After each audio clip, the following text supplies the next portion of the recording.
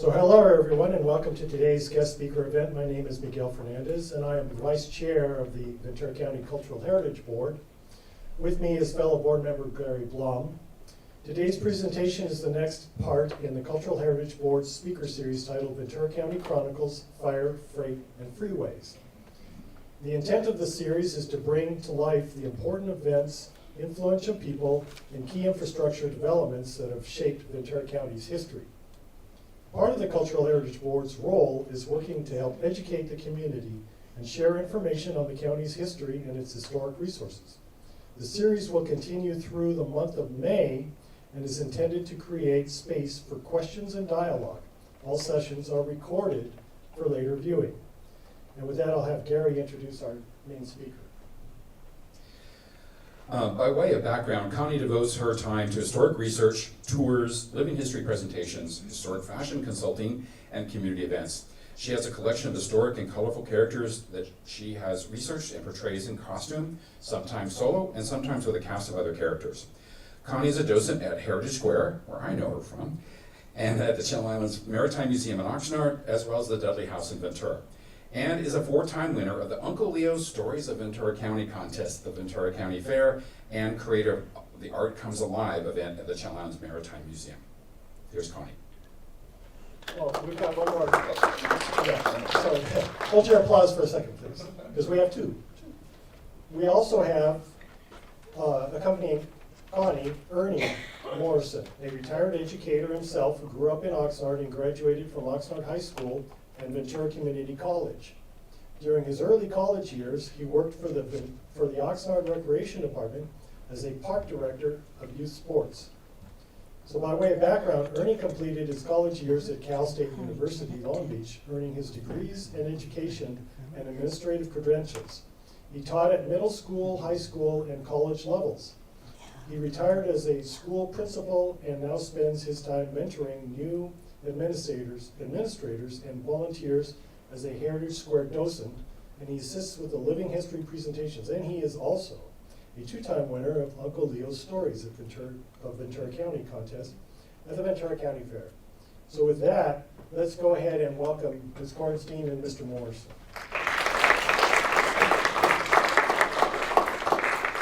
Thank you. Well, I bet some of you are wondering why I'm wearing this outfit today. Well, can you find, whoa, what happened?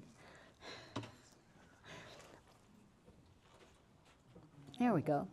Can you find me in this picture? Yes?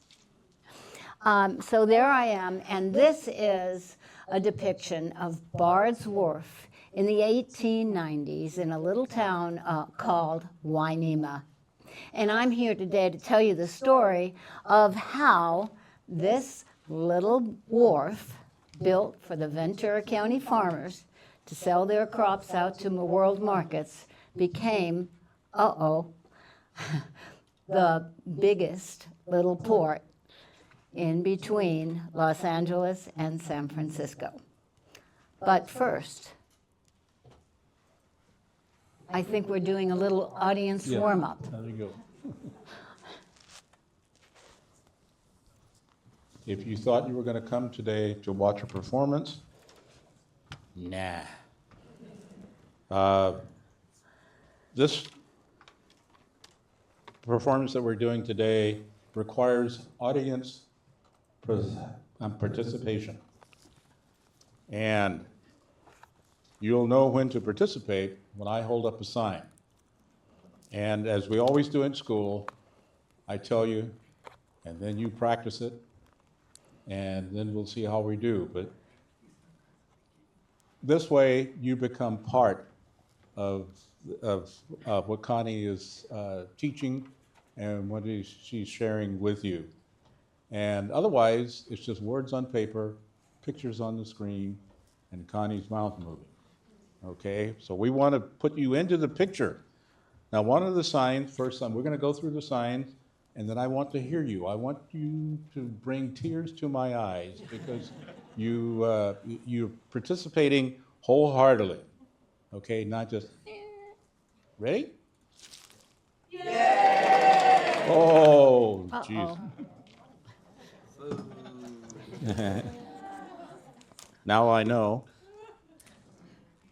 All right, then another part, there will be a.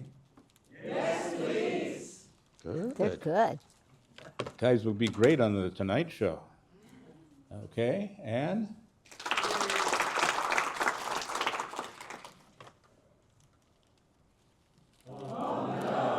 Oh, not that, no, bring tears to my eyes.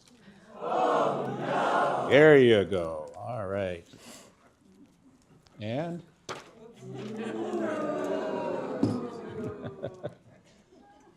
I lost the boo. Uh-oh. Anybody have any Scotch tape? Okay. Okay, are we ready? You guys are a wonderful audience. Yes. You have to pass me the mic. Yes. Okay, I think you're well warmed up now. So this is one of my favorite stories in local history. I call this story a father and son legacy because I was so struck with the vision that began with Thomas Bard in 1865 and finally realized by his son Richard Bard in 1940. I have great admiration for both men, for their commitment and many contributions to our community, even beyond today's story. And I think you will too, after you hear their story. Although I call this a father and son legacy, I dedicate my telling of the story today to Mrs. Mary Bard, known by her family and friends as Molly. Being the wife and mother of these two brave men, I'm sure that she was very influential in the events that will unfold as I tell the story. So I'd like to acknowledge her today. Now, let's go back in time. Our story starts in 1865 with Thomas Bard, a young man of promise, when he came to California looking for oil for his employer. Thomas was a brave young man of 24 who had already completed his studies in law and had served as a Union Army scout in Pennsylvania during the Civil War. He earned the reputation as a hometown hero during the war and caught the attention of an influential man named Thomas Scott, who employed him to take care of his interests in California. In years to come, this adventurous young man would become a prominent citizen, one of the founders of Ventura County, and a U.S. Senator. Bard's employer, Thomas Scott, was the Assistant Secretary of War under President Lincoln, as well as Vice President of the Pennsylvania Railroad Company, which was the largest corporation in the world at the time. A man of great personal wealth, Thomas Scott had been very successful in the oil boom in Pennsylvania, hence the interest in California. Planning to continue his oil development on the West Coast, he acquired over 200,000 acres of land in California. At that time, Ventura County did not exist, but the area was divided into 17 large Mexican land grants called ranchos. Thomas Scott purchased ranchos known as Ojai, Las Posas, Simi, Cañada Larga, and my favorite one that he purchased was Rancho El Rio de Santa Clara o La Colonia, 44,000 acres, which encompassed what would later become known as the Oxnard Plain and Hueneme. By the way, this map was created by Levitt Dudley, a member of a pioneer farming family in Ventura. You can visit his childhood home on the first Sunday of every month, and you might find someone there who looks a lot like me playing his grandmother, showing you around the house.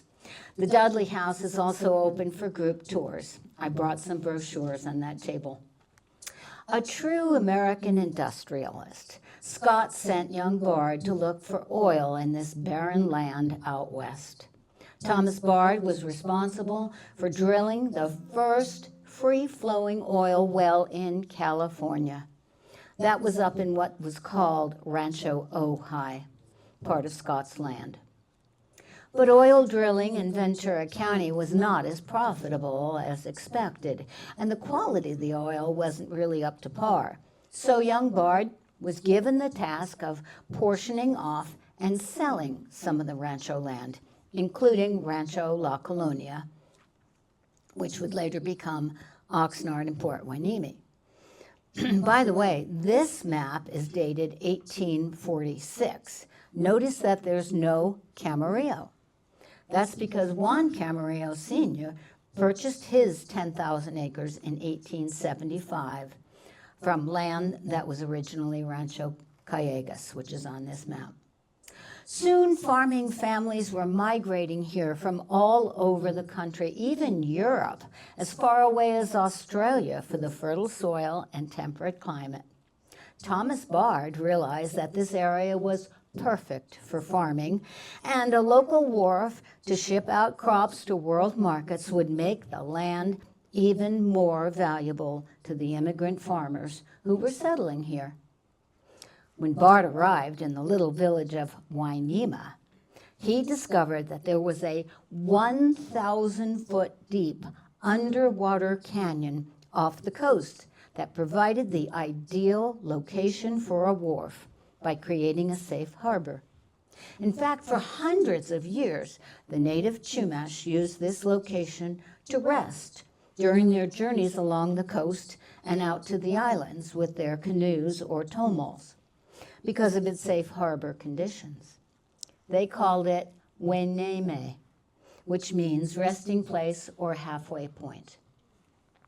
A wharf here would serve the growing agricultural community as well as the new oil industry. Thomas Bard's vision was born. Before Bard's dream of a wharf could be realized, a land dispute intervened with his plans. A group of 100 squatters had settled on the land near the deep water canyon on the very site of the proposed wharf. They claimed that there was an error in the land survey, so this area was not part of the original Rancho La Colonia purchased by Mr. Scott. The dispute became known as the Hueneme War. Among the squatters were the Clanton family, who had been in trouble with the law before and had a reputation for murder and cattle rustling. Some years later, Ike and Billy Clanton would be infamous for the shootout at the OK Corral in Tombstone, Arizona. Luckily, Thomas Bard was no stranger to face-to-face combat. What ensued were fistfights, knockdowns, and a makeshift gallows called for by the squatters to hang Bard on the spot. However, Bard's reinforcements arrived and stood shoulder to shoulder, rifles aimed at the would-be hangmen's heads. And the Hueneme War came to an end in a gentleman's agreement without a single gunshot. The land title was eventually settled in Bard's favor, and the wharf was completed. In September 1871, the Los Angeles Star called it a magnificent wharf, 1,200 feet long, built right through the surf. This was just 6 years after young Bard's arrival in California. Thomas Bard laid out the plans for the town and changed the spelling of the name back to the Spanish version. Hueneme, spelled with an H and U to make the W sound. The story goes that when the Spanish came and met the Chumash, they heard the name Hueneme and wanted to record it. Since there's no W in the Spanish alphabet, they used the two letters H and U that make the sound in Spanish. But when the Americans arrived, well, it was simplified in our language with a W, as it was when Thomas Bard first arrived. We can thank him for honoring the Spanish spelling and confusing visitors to Ventura County to this day. The wharf brought life to the sleepy village of Hueneme, as it was still called. Farm carts filled the dusty streets of the little town on their way to the wharf, and houses, hotels, and businesses sprung up along Main Street and Market Street. Now here's an article from the local newspaper, the Free Press, from May 1891, describing the town.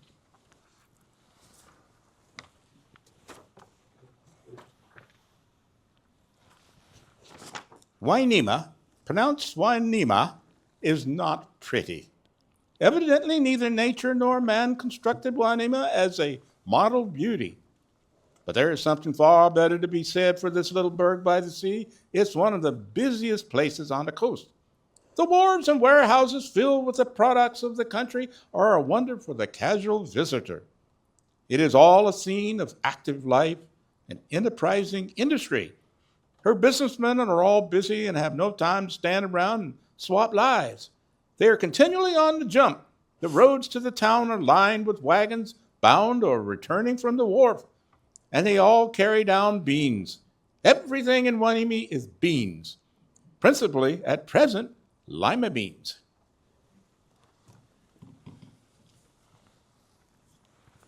Warehouses at the wharf had the capacity to store 325,000 sacks of produce. Farm carts came from as far away as the Conejo Valley, which, as you know, is Thousand Oaks today, a 2-day journey. By the 1890s, Mr. Thomas Bard became a prominent citizen. He was on his way to becoming the richest man in the county. He had purchased much of Rancho El Rio land from his employer, as well as the wharf itself when Thomas Scott passed away for $50,000.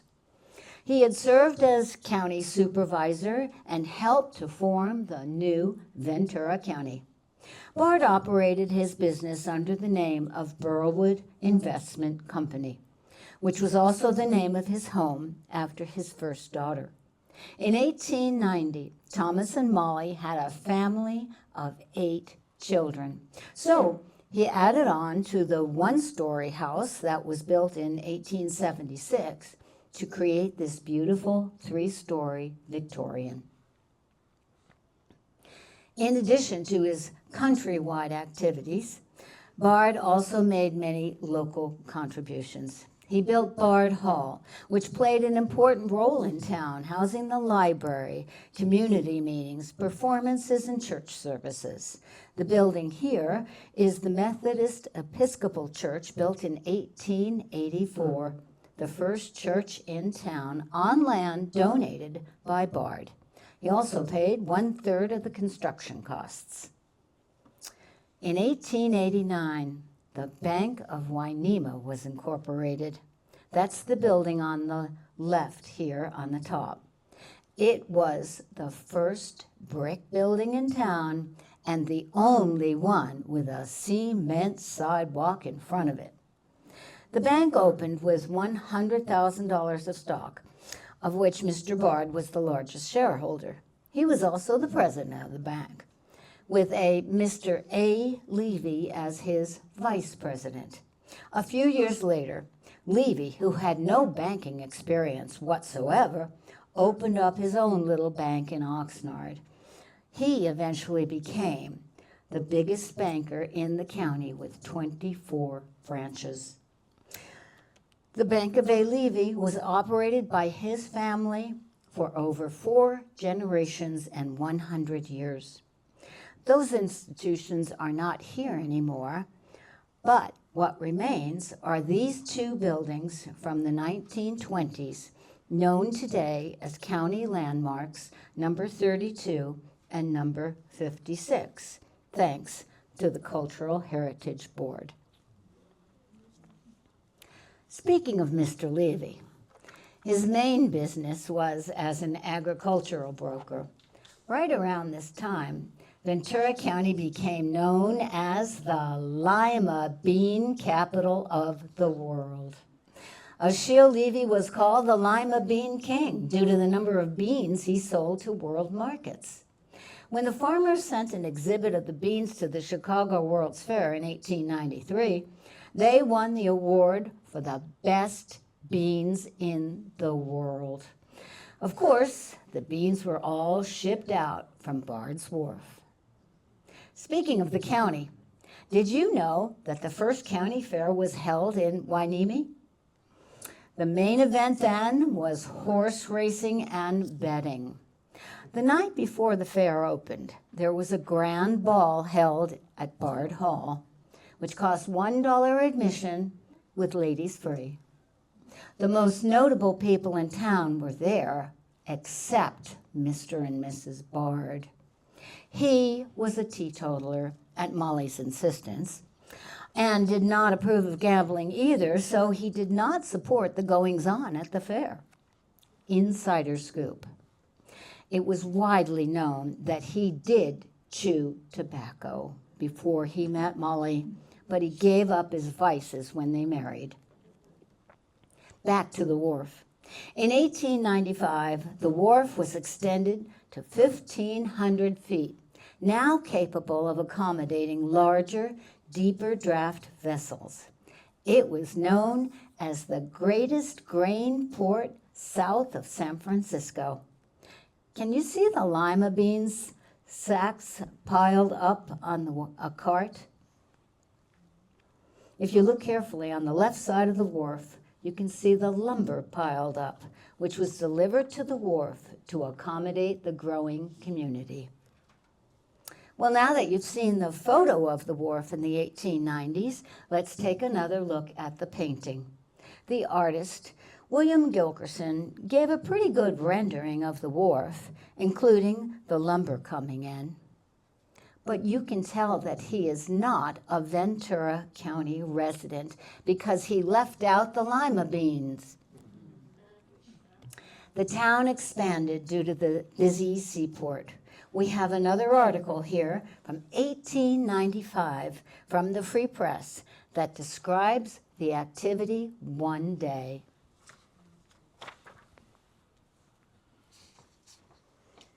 Last Friday was the liveliest day ever experienced at the warehouses.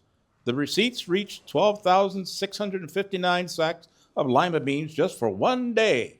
All day long, there was continuous line of carts extending from the warehouses all the way past Seaside Hotel.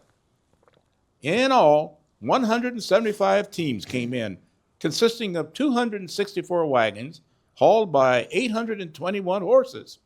These teams have stretched out in a single column, but 2 feet of space between each team would extend a distance of nearly 2 miles. Remember the quest for oil?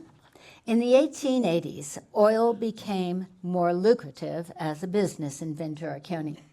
The Union Oil Company was formed, and guess who was the president? Our Mr. Bard laid a 20-mile pipeline from Santa Paula to Hueneme. Bard's Wharf was the leading oil port on the California coast at the time. Around the 1890s, lima beans lost their luster for some of the farmers, so they began experimenting with other crops. Albert Malhart and Ed Borchard tried out sugar beets, which they sent to the Oxnard brothers, who had a sugar refinery in Chino, California. The Oxnards found that the beets had 3 times more sugar than any others, due, of course, to the Ventura County soil and climate. So they were interested in building a factory near the fertile beet fields. Now, Mr. Bard's vision was to build the factory near the wharf. He tried to raise funds with his resources back in Pennsylvania, And then he contacted the sugar king, Klaus Spreckels, who was building his own factory in Salinas.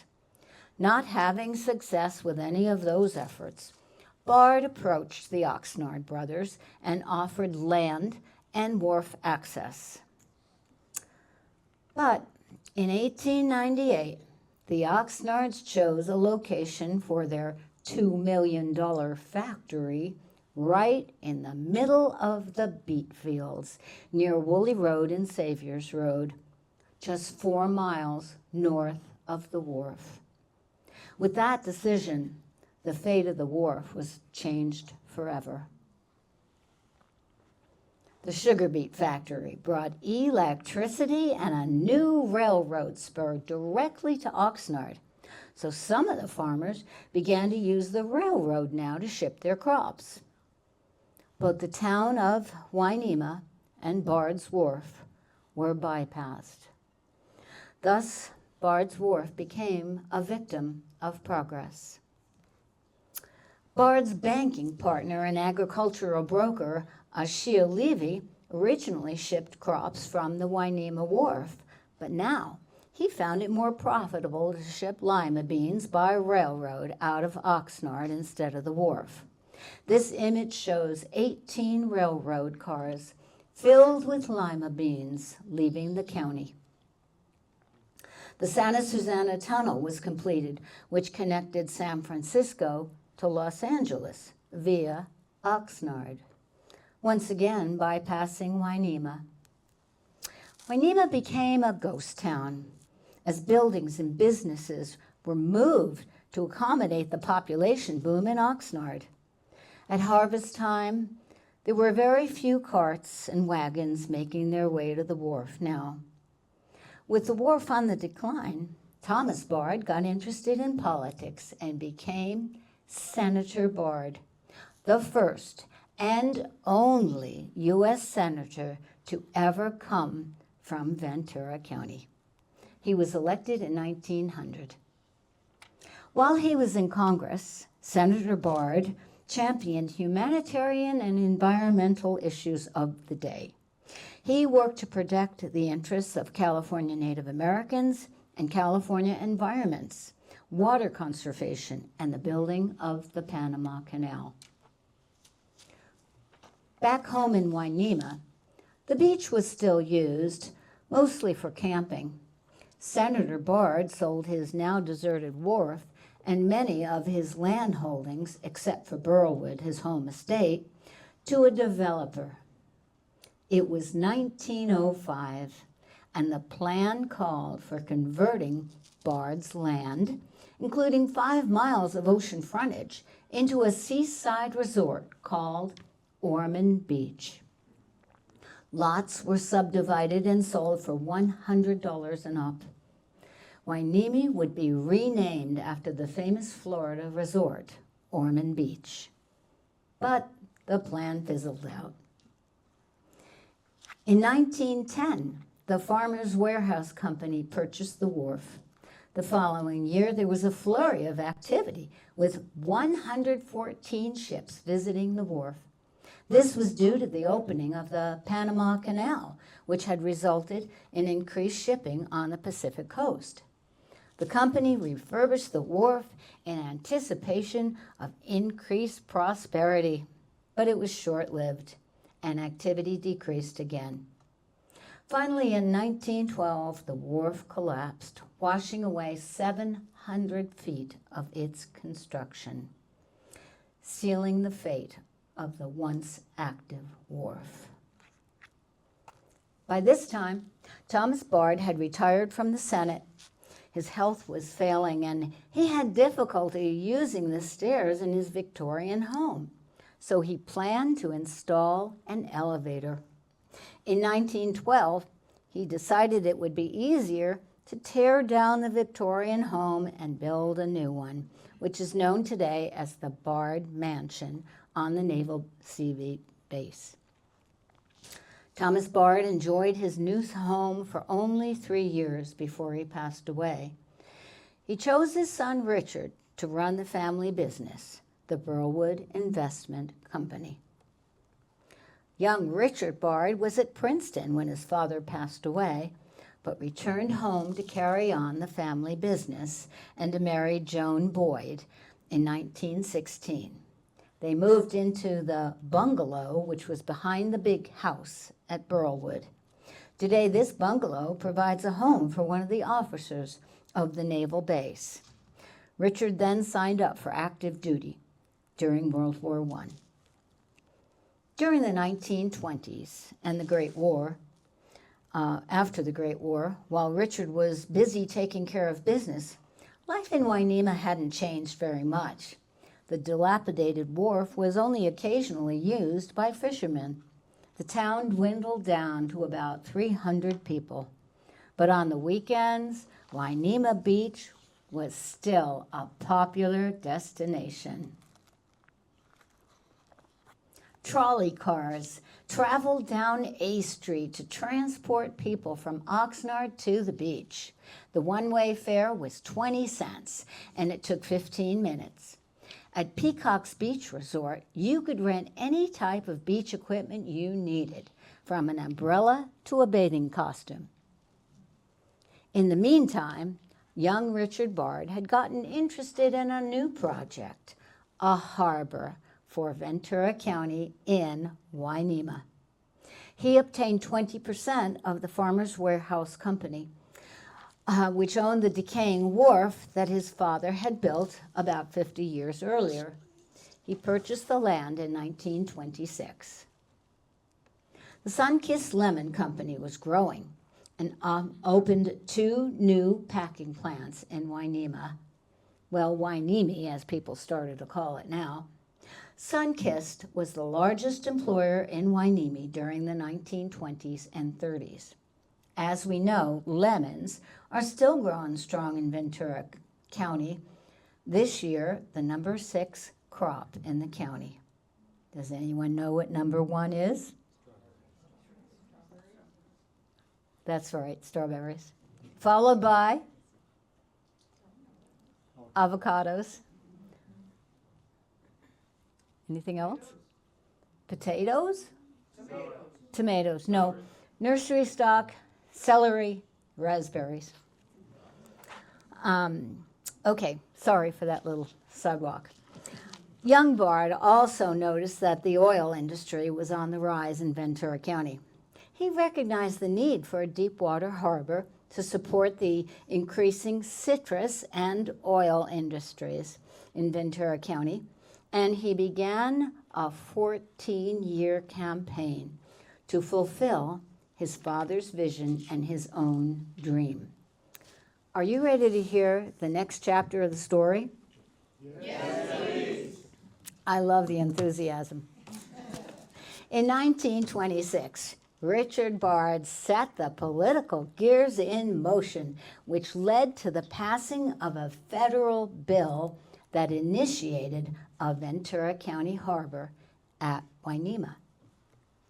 This was the beginning of a biddle battle that lasted 4 years between the city of Ventura and supporters of the Hueneme harbor over the best location for the port.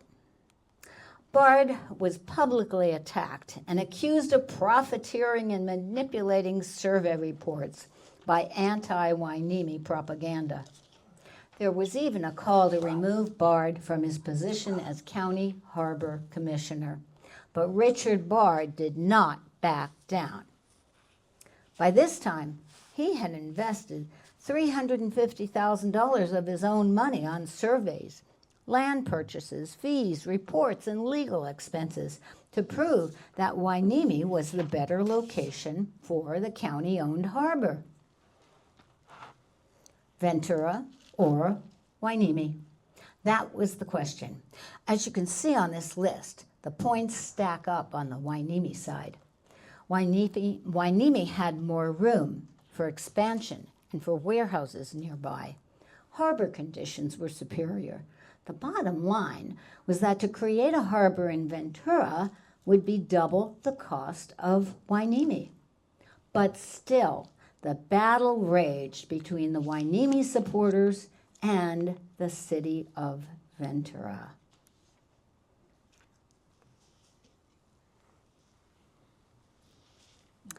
Attempts at public humiliation and accusations against Bard continued with a take no prisoners intensity. Finally, in 1929, an independent committee approved Hueneme as the best site for the county port and called for a bond election of $2 million. Yay! But the city of Ventura still opposed the project. A suit was filed which went all the way to the state Supreme Court. And in 1931, the act that had created the Ventura County Harbor District was declared unconstitutional, defeating Bard's plan for a county harbor. Undaunted by continued efforts to thwart the realization of his vision, Bard developed a new plan for a privately owned harbor and formed a new company, the Hueneme Dock Corporation. He applied for a loan with President FDR's Public Works Administration for $1,600,000, which seemed like the perfect solution to the community project. In 1934, he received a telegram stating that the loan was approved. Yay!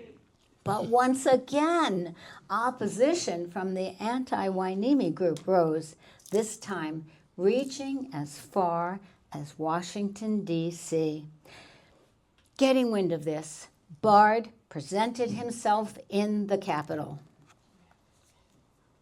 He met with PWA Administrator Harold Ickes, I didn't make up that name, who accused Bard of creating the project for his own personal gain.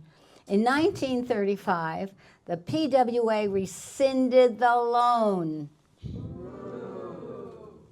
By this time, Bard had spent about $500,000 of his own family funds on the project. Here's an excerpt from a letter that he sent home.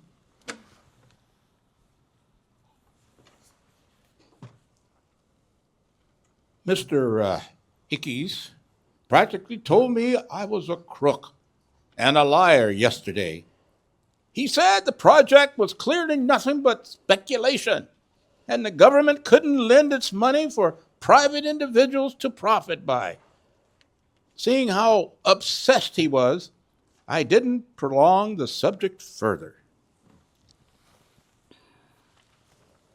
Never at a loss for new solutions, Richard Bard tried to make a deal with the city of Ventura. He offered 247 acres of land and all the rights of way if the city would build the harbor at Hueneme. After their refusal, he turned to the city of Oxnard, who readily accepted. Thus, the Oxnard Harbor District was formed, encompassing Hueneme, Oxnard, Camarillo, Somis, Newberry Park, and Thousand Oaks. You notice who's missing?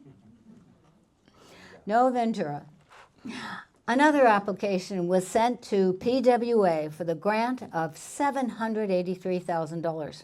Both a telegram and newspaper headlines announced the approval of federal funds. Yay. But once again, the federal government turned down public funding for a harbor at Hueneme. In a last-ditch attempt to raise the funds, the Harbor District called for a special election for a bond issue of $1,750,000, which was fully subscribed in 1939. Finally.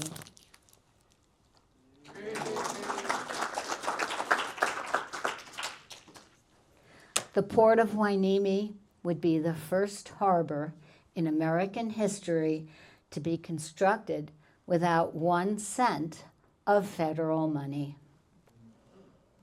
At the groundbreaking ceremony, Richard Bard was hailed as the father of Port Hueneme before a cheering crowd.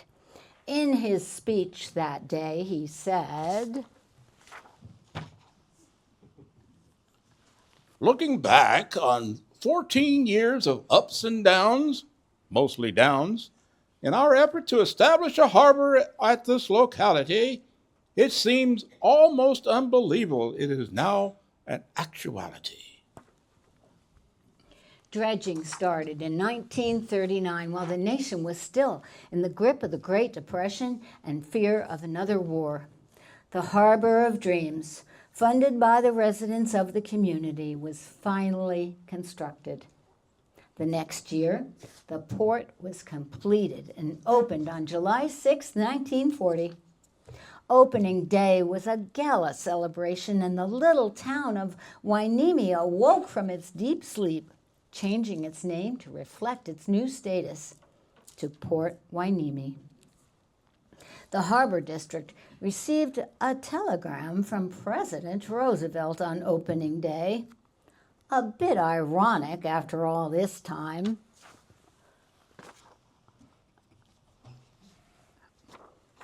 Hearty congratulations to the community of Oxnard on the fine enterprise which has prompted them out of their own financial resources to create the new harbor at Port Hueneme.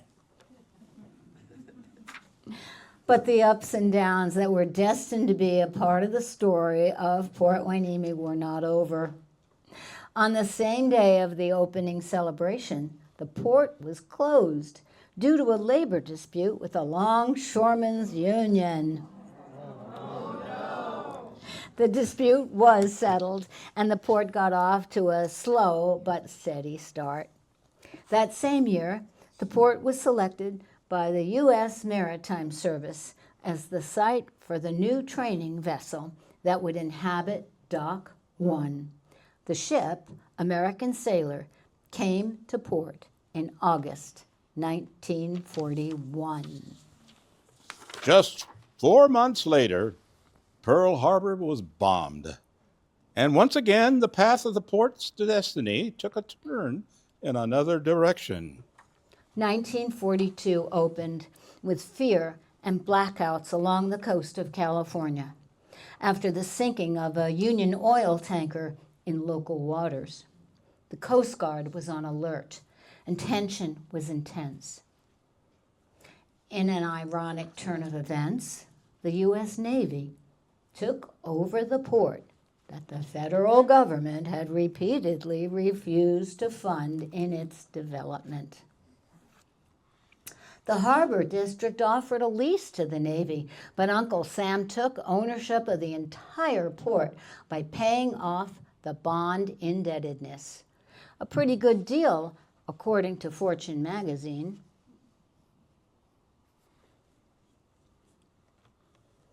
The CB base at the port made a tremendous contribution to the war effort, moving more than 7.5 million tons of war material, utilizing over 1,000 ships and employing 12,000 people. Port Hueneme shipped 25% of all war supplies to the Pacific. By the way, Richard Bard signed up again for active duty in World War II. At the end of the war, thousands of returning servicemen and women came home through the naval base at the Port of Hueneme. With the war over, the Harbor Commission began negotiations to lease back a portion of the port for commercial use. In 1948, the Harbor District acquired use of Dock 1, serving the fishing and construction industries and general cargo. In the picture on the right, notice the lumber being lifted, reminiscent of the early days of Bard's Wharf. Throughout the 1950s and 60s, port operations were expanded. To this day, the Port of Hueneme continues to enjoy a joint partnership with the U.S. Navy and the Harbor District, serving both government and commercial interests. In the 1960s and early 70s, The largest port customer was the offshore oil industry, shipping equipment and supplies out to the oil platforms in the Santa Barbara Channel. You might remember that this was Thomas Bard's original plan in the 1870s, which was brought back to life by his son, Richard, 50 years later, and finally realized 100 years later.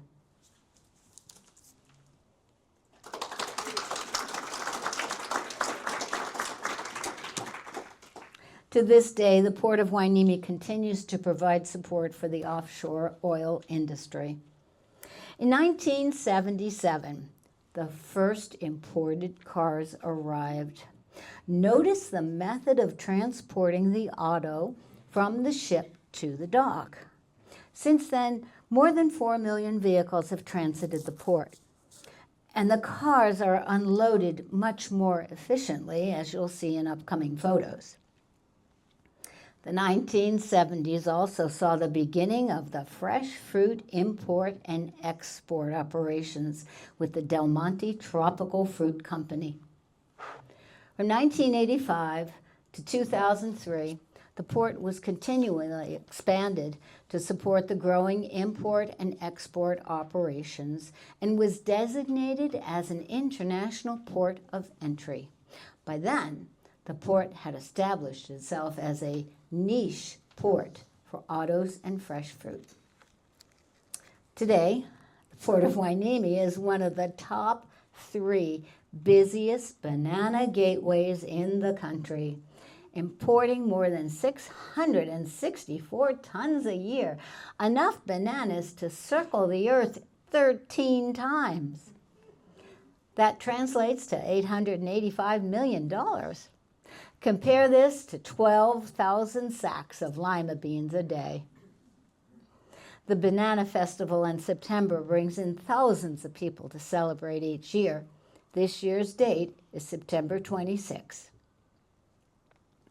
The port ranks among the top 10 U.S. ports for the import and export of automobiles, handling about 375 autos a year on huge ro-ro ships, rolling on and rolling off. Transport of autos provides 60% of the port's operating income. The top imports today are vehicles, bananas, and other fresh fruit like melons and papayas, and nitrogenous fertilizers. I'm not sure what that is, but I know it has to do with agriculture, and wouldn't that make Mr. Bard happy to know that agriculture is still a part of the port? In fact, the Port of Hueneme still calls itself on its website, the port that farmers built.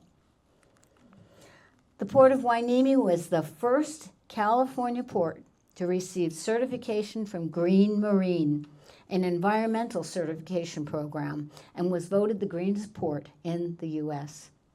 Remember Senator Bard's issues in Congress at the turn of the last century? He was one of the early champions of the environment. Another aspect of today's port business that Thomas and Richard Bard would be proud of are the contributions to the community. Besides bringing $2.8 billion in economic activity and creating 25,000 trade-related jobs, the port generates more than $236 million in direct and related state and local taxes. But that's not all. Through local community partnerships, the port provides directly to local schools, museums, family services, cultural arts and theaters, and educational partners like Cal Lutheran, Oxnard College, and Channel Islands State University. There are also sponsored events like the annual 5K race in the city of Port Hueneme and robotics competition for high school students from around the world. The Port of Hueneme has come a long way from Bard's Wharf. Built to ship out crops grown by local farmers a century and a half ago. Port operations today surely have surpassed the dreams of both Thomas and Richard Bard. I think they would be proud of their legacy to the community if they were here today. Thank you for letting me tell my story. If you're interested in reading more about the topic, these are my resources, and I brought some of the books that I shared, that I got my information of, and they're on the table over there. Before I finish today, I have to mention that there's another story to be told. Did you know that Richard Bard was the guest of honor at the dedication of the Channel Islands Harbor in 1965?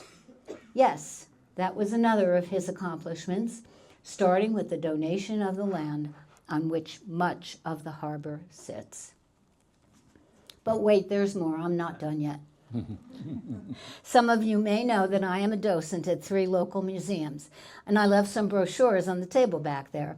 But I'd like to invite you all to this once-a-year upcoming event at the Channel Islands Maritime Museum, when art comes alive through engaging characters popping out of paintings like me. It's a fun evening and day event on March 14th and 15th. And if you enjoyed this story, guess what? I have more. You never know where I'll show up or who I will be with, or who I'll be. At this point, I'd like to thank Mr. Ernie Morrison, who humors me and plays all sorts of characters with me. And if anybody would like a brochure on our stories, living history stories, I have them. Thank you.